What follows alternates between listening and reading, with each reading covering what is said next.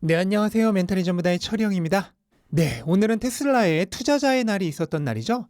그래서 오늘은 특별히 테슬라 특집으로 테슬라에 포커싱을 해서 얘기를 진행해 보도록 하겠습니다. 오늘은 무슨 일이 있었을까요? 일단 영상 시작하기 전에 한 가지만 공지를 드리고 가겠습니다. 제가 진행하는 북클럽이 오늘로 모집을 마감합니다. 오늘이 지나면 더 이상 참여할 수 없고요. 이후 새로운 북클럽이 열릴지, 열린다면 또 언제 열릴지 알 수 없습니다. 같은 관심사를 가진 사람들과 함께 책 읽고 공부하고 싶으셨던 분들이라면 다음에 다시 기회가 없을지도 모르니 꼭 오늘 안에 신청을 해주시면 감사하겠습니다. 네, 그럼 얘기를 시작해 볼게요. 일단 오늘 테슬라의 주가를 보시면 어느 정도 감은 오실 겁니다.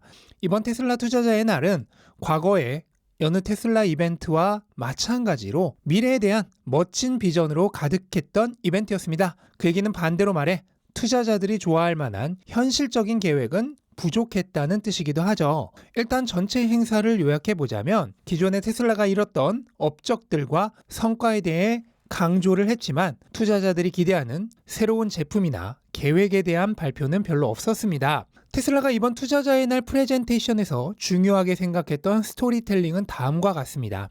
지구를 지속 가능한 에너지의 미래로 전환하려면 무엇이 필요할까? 이를 달성하기 위해서 테슬라가 해야 할 일은 무엇일까?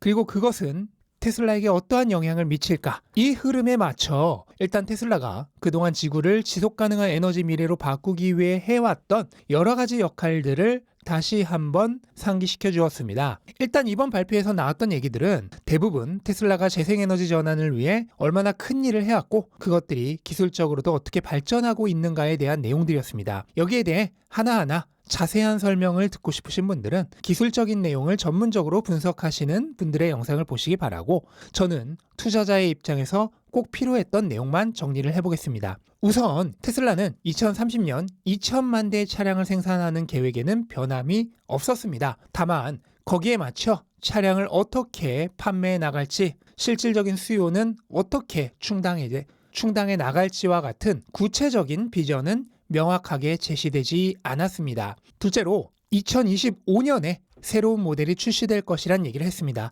다만 구체적인 제시는 없었고요. 제품 로드맵상으로는 두 대의 차량이 있는데 하나는 차고가 높은 것으로 봐서 벤 타입의 차량일 가능성이 높고 하나는 크기가 작고 차고도 낮은 걸로 봐서 이것이 바로 저가형 모델일 가능성이 높다고 보여집니다. 셋째로 비용 절감에 대해서도 강조를 했는데요. 현재 모델 3는 2018년 모델과 비교해서 비용이 무려 30%나 절감되었다고 합니다. 근데 이게 끝이 아니라 다음 플랫폼에서는 이것을 50%까지 절감시킬 수 있다고 하네요. 그렇게 되면 마진이 늘어나고 가격 인하를 할 수 있는 여유가 더 늘어나면서 점유율도 증가하게 되겠죠. 테슬라의 다른 회사 대비 압도적인 이익률이 바로 이러한 비용 절감 능력에서 나오는 것 같습니다. 그리고 넷째로 엄청난 FS 베타의 성능을 자랑을 했습니다. 현재 40만 명 정도가 사용하고 있고 그 결과 미국에서 50만 마일마다 한 번씩 평균적으로 사고가 나는데 FSD 베타는 그거보다 6배 이상 안전한 320만 마일마다 한 번씩 사고가 난다고 합니다. 그리고 다섯 번째로는 테슬라의 휴머노이드 로봇 옵티머스의 개량 상황을 보여줬는데요. 이미 지난 AI 데이 당시보다 훨씬 더 진화된 모습이 영상에서 보이고 있고 머스크는 향후 휴머노이드가 전기차보다도 더 거대한 비즈니스가 될 것이란 비전을 가지고 있다고 밝혔습니다. 이것은 저도 동의하는 바인데요. 바이센테니얼 맨이라는 영화를 보시면 실제로 거기서 나오는 휴머노이드 회사가 세계에서 가장 큰 회사로 나옵니다. 근데 이거는 충분히 가능합니다. 왜냐하면 초고도 인공지능 로봇이 나오게 되면 현재 인간이 하는 일을 대부분 로봇이 대신하게 될 것이기 때문입니다. 최근 챗 GPT가 엄청난 화제를 몰고 있죠. 하지만 그것은 완전한 형태의 휴머노이드에 비하면 아무것도 아니죠. 챗 GPT가 현실 세계로 걸어 나와서 물리적인 일까지 대신해주게 된다면 그 영향력은 인터넷 안에만 머물 때보다 비교도 되지 않게 커질 것입니다. 그리고 바로 앞에서 설명한 테슬라의 최강의 자율주행 AI 성능이 바로 이 로봇에 이식이 될 예정이라는 점에서 엄청난 기대를 받고 있는 거죠. 물론 로봇 기술 자체는 아직 전문 로봇 기술을 다루는 회사보다 부족하지만 그런 하드웨어적인 격차는 시간이 갈수록 따라잡을 수 있습니다. 다른 자동차 회사들이 하드웨어적인 격차는 테슬라를 따라잡기 시작한 거랑 마찬가지죠. 하지만 궁극적으로 따라잡을 수 없는 게 있죠. 그게 바로 소프트웨어 기술입니다. 소프트웨어 기술을 쉽게 따라잡을 수 있었다면 애플은 없고 마이크로소프트도 없고 아마존, 구글도 메타도 없었을 겁니다. 네, 그리고 6번째로 어제도 얘기가 나왔던 멕시코 공장에 대해서 확정을 지었습니다. 예정대로 몬트레이에 건설되고요. 아마 일반적인 기가팩토리의 크기가 될 것 같고 완성되면 기존 공장의 확장까지 포함하여 350만 대가 생산 가능하다고 합니다. 제 예상으로는 프리몬트가 약 70만 대, 텍사스와 베를린이 100만 대, 중국이 150만 대, 그리고 멕시코가 처음에는 30만 대 정도까지 확장을 해서 대략 2024년 말 기준으로 350만 대 정도를 얘기하는 것이 아닌가 생각이 됩니다. 그렇게 되면 올해 테슬라가 200만 대를 생산해야 하고 내년에는 300만 대를 생산할 테니 계획된 생산에 아무런 차질이 없죠. 하지만 2025년에 또다시 400만 대 이상을 생산하려면 조만간 새로운 공장의 계획이 멕시코 이외에도 하나가 더 나와줘야 합니다.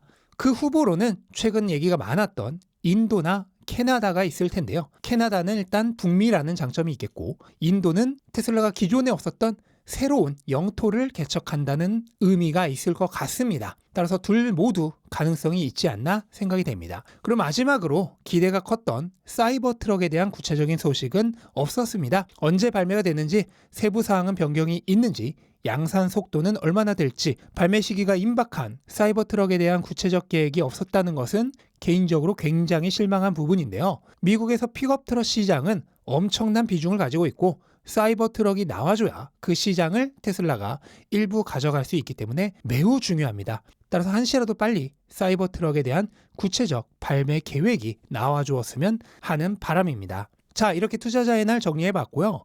테슬라의 향후 주가 흐름은 당분간은 별로 기대하지 않는 편이 좋지 않을까 생각을 합니다. 투자자의 날이 끝났고 뉴스의 파라라와 실망 매물이 쏟아지면서 애프터마켓에서 주가가 약세를 기록했는데요. 이걸 만회하기 위해서는 자체적인 강한 모멘텀이 있던가 아니면 시장의 도움을 받던가 해야겠죠. 하지만 투자자의 날까지 끝난 지금 상황에서 자체적인 모멘텀은 당분간 기대하기 어렵기 때문에 결과적으로 시장의 도움을 받아야만 하는데 그것조차도 쉽지 않을 것 같습니다. 일단 오늘 주식시장은 다우를 제외하고는 하락하면서 약세가 계속되고 있는데요. 그도 그럴 것이 금리 예측치가 계속 오르고 있기 때문입니다. 오늘도 닐 카시카리 미니애폴리스 연은 총재가 3월의 빅스텝 가능성을 언급하면서 3월 빅스텝 예상치가 30%까지 올랐고 최종 금리 예측치도 5.5%를 넘어 5.75%까지 올랐습니다. 이렇게 높아진 금리 예측치를 반영하며 채권 수익률은 장중 4%를 일시적으로 넘겼는데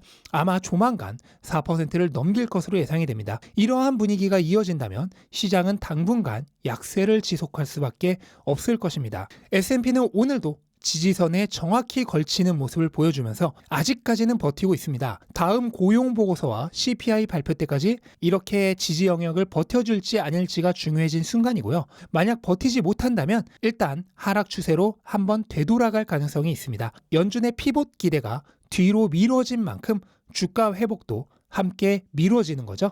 이런 상황에서 테슬라 주가는 단기적으로 좋을 가능성이 별로 없겠죠. 일단 시장이 조정을 받는 와중에도 투자자의 날에 대한 기대감으로 주가가 버텨왔었기 때문에 실망 매물이 나오면서 주가가 조정을 받을 것이라고 봐야겠고요. 1차적인 조정이 끝나고 나면 그 이후로는 결국 시장을 따라갈 것이라고 보여집니다.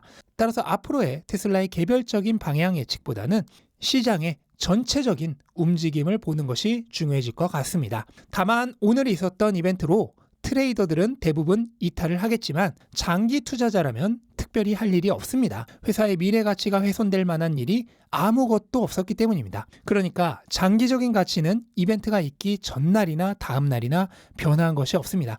저 개인적으로는 오늘 이벤트를 통해 목표 주가를 바꿀 것도 하나도 없을 것 같습니다. 따라서 제가 생각하는 기업 가치는 어제와 비교하여 동일합니다. 만약 본인이 장기 투자자이고 저와 비슷하게 기업 가치의 변화가 없었다고 느껴진다면 가격이 하락할 때 안전마진이 오히려 증가하는 것이기 때문에 돈이 생기면 추가로 더 매수하면 되는 것이죠. 앞으로 며칠간 테슬라의 주가는 분명 요동을 치겠지만 그것은 트레이더들의 일입니다. 그들은 그들의 일을 하도록 내버려 두시고 우리는 우리의 일을 하면 되겠습니다. 장기 투자자가 해야 할 일은 오로지 자산의 미래가치 성장 가능성을 측정하는 일 뿐이죠. 그리고 이런 하루짜리 이벤트로 그 중요한 근본은 거의 바뀌지 않습니다. 네, 이것으로 오늘 영상 마무리하겠습니다. 영상 도움되셨다면 구독과 좋아요 부탁드리고 즐거운 하루 되시기 바랍니다. 감사합니다.